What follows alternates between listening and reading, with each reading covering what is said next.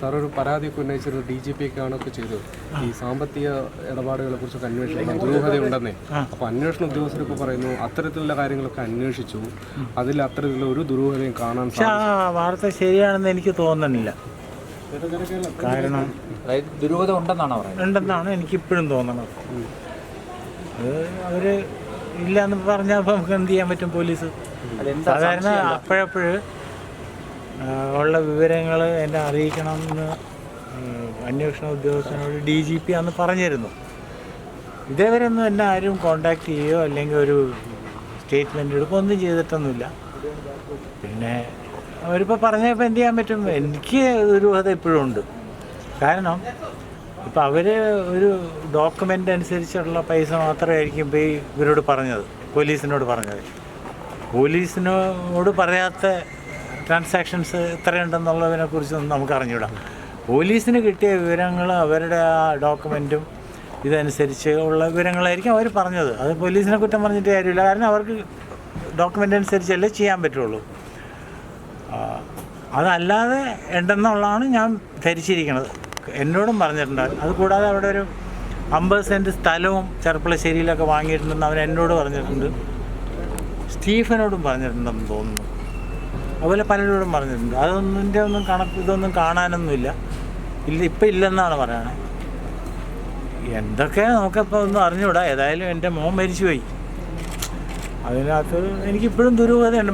കാരണം എനിക്ക് വയസ്സുകാലത്ത് ഉണ്ടായിരുന്ന ആകെയുള്ളൊരു ഊന്നുവടിയായിരുന്നു. അത് പോയി. ഇവരായിട്ട് വലിയ കമ്പനിയായിരുന്നു. ഞാൻ കൂടുതൽ വേറെ എന്ത് പറയാനാണ്? എനിക്ക് തരാനായിട്ട് വ്യക്തമായ തെളിവൊന്നുമില്ല. ഈ പറഞ്ഞ കേൾവിയും അവൻ തന്നെ പറഞ്ഞിട്ടുള്ള 1-2 കാര്യങ്ങൾ മാത്രമേ എനിക്കറിയാവൂ. ബാലു തന്നെ പറഞ്ഞിട്ടുള്ള 1-2 കാര്യങ്ങൾ അറിയാം. ബാലു പറഞ്ഞ ഒരു കാര്യത്തിൽ ഈ ആദ്യം പറഞ്ഞ് ഇപ്പോൾ 8 ലക്ഷം രൂപ കൊടുത്തെന്ന് പറഞ്ഞാൽ അന്ന് അവന് 9 എന്നാണ് പറഞ്ഞത്. അവരുടെ ഒരു പയ്യൻ എവിടെ പഠിക്കാൻ പോകുന്ന നേരത്ത് കൊടുത്തതാണ്. പിന്നെ അതിന് അവൻ്റെ തന്നെ ഫൈനാൻസൊക്കെ ഡീൽ ചെയ്തിരുന്നൊരു മാനേജർ ഉണ്ടായിരുന്നു. അയാൾ പറഞ്ഞൊരു 13 ലക്ഷം രൂപ വേറെ ഉണ്ടായിരുന്നു, അത് തിരികെ കൊടുത്തു എന്ന് പറയണം. വേറെ ഏതൊക്കെ ഉണ്ട് എന്തൊക്കെ ഉണ്ടെന്നുള്ളതിനെ കുറിച്ചൊന്നും എനിക്കറിഞ്ഞൂടാ. എൻ്റെ കയ്യിൽ അതിനുള്ള ഡോക്യുമെൻറ്റും ഇല്ല, പ്രൂഫും ഇല്ല. അല്ലെങ്കിൽ ഞാൻ ചോദിക്കുന്ന ഈ പാലക്കാട് ഇവിടെ നിന്ന് ഒരുപാട് ദൂരെയാണല്ലോ ഈ പാലക്കാടെന്ന് പറയുന്നത്. പാലക്കാട് ഈ ആയുർവേദ ഡോക്ടറുമായിട്ട് ഇവൻ അവിടെ ചികിത്സയ്ക്ക് പോയതാണ് ഒരിക്കൽ.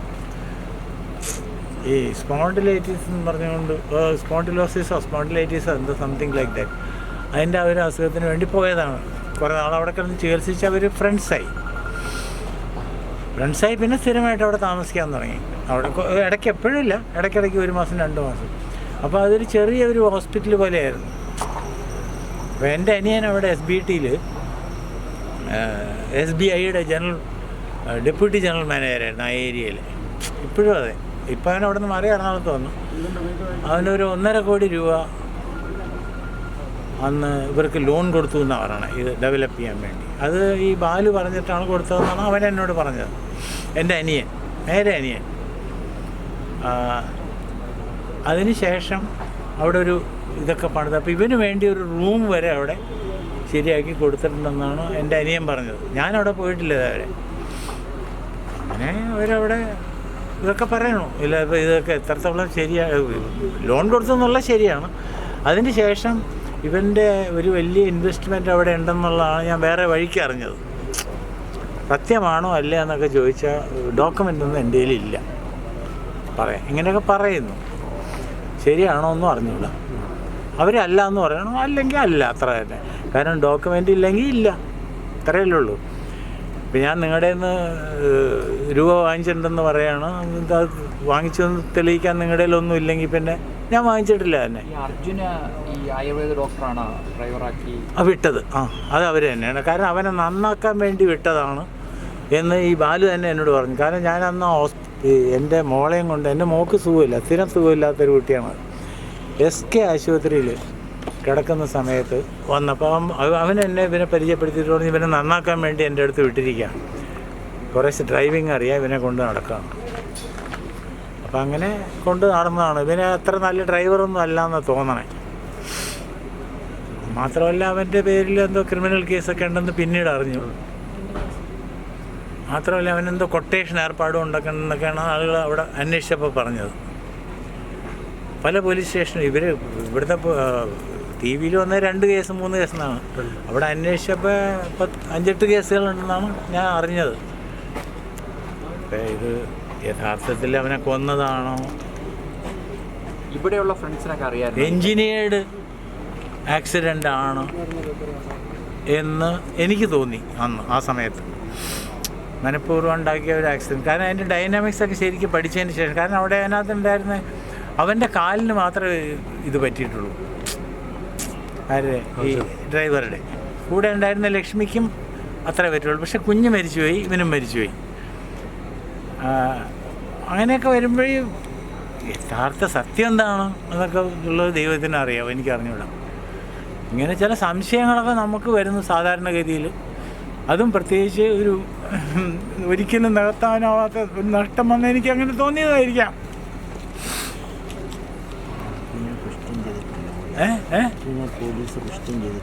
ആരെ?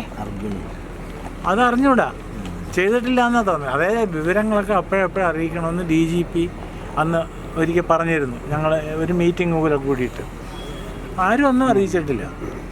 ആറ്റിങ്ങൽ DYSP എൻ്റെ മൊഴിയെടുക്കാൻ വരുമെന്ന് പറഞ്ഞ് വന്നില്ല. എൻ്റെ വൈഫിൻ്റെ മൊഴിയെടുക്കാൻ വരുമെന്ന് പറഞ്ഞ് വന്നില്ല. ഹോസ്പിറ്റലിലൊന്നും വന്നില്ല.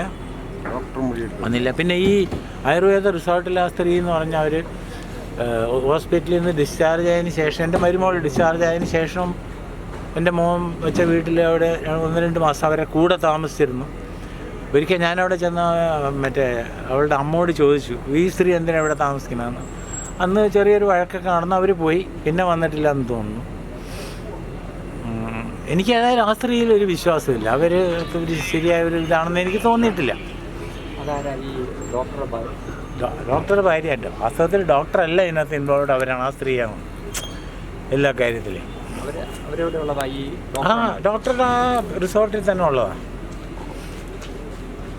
ഇത് ഏതാണ് ശരി, എന്താണ് തെറ്റ്, ഞാനിപ്പോൾ അങ്ങനെ അവരെ മേലെ കുറ്റമൊന്നും ആരോപിക്കുന്നില്ല.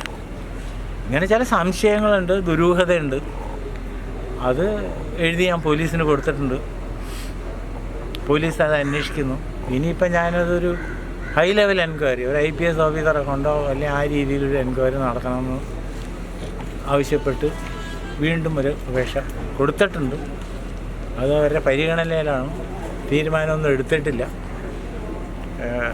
എടുക്കുമായിരിക്കും. സർക്കാരിനിപ്പോൾ നമ്മളോട് അങ്ങനെ വൈരാഗ്യം തോന്നി ചെയ്യാതിരിക്കേണ്ട കാര്യമൊന്നുമില്ല. നീതി നടപ്പാക്കാൻ വേണ്ടി സർക്കാർ ചെയ്യുമെന്ന് ഞാൻ വിശ്വസിക്കുന്നു. എല്ലാവർക്കും എന്ത് പറയാനാണ്. പോലീസിൻ്റെ അതുപോലെ തന്നെ എന്നോട് പ്രത്യേകിച്ച് വൈരാഗ്യത്തിൻ്റെ കാര്യമൊന്നുമില്ല, സർക്കാരിനും ഇല്ല. മറ്റേ ഈ നമ്മൾ സംശയിക്കുന്ന ആളുകൾക്ക് സ്വയം രക്ഷപ്പെടണമെന്നുള്ള ഇത് കാണുമല്ലോ. അതിനുവേണ്ടി എന്തോ ഇപ്പോൾ ഞാനെന്ത് പറയാനാണ്.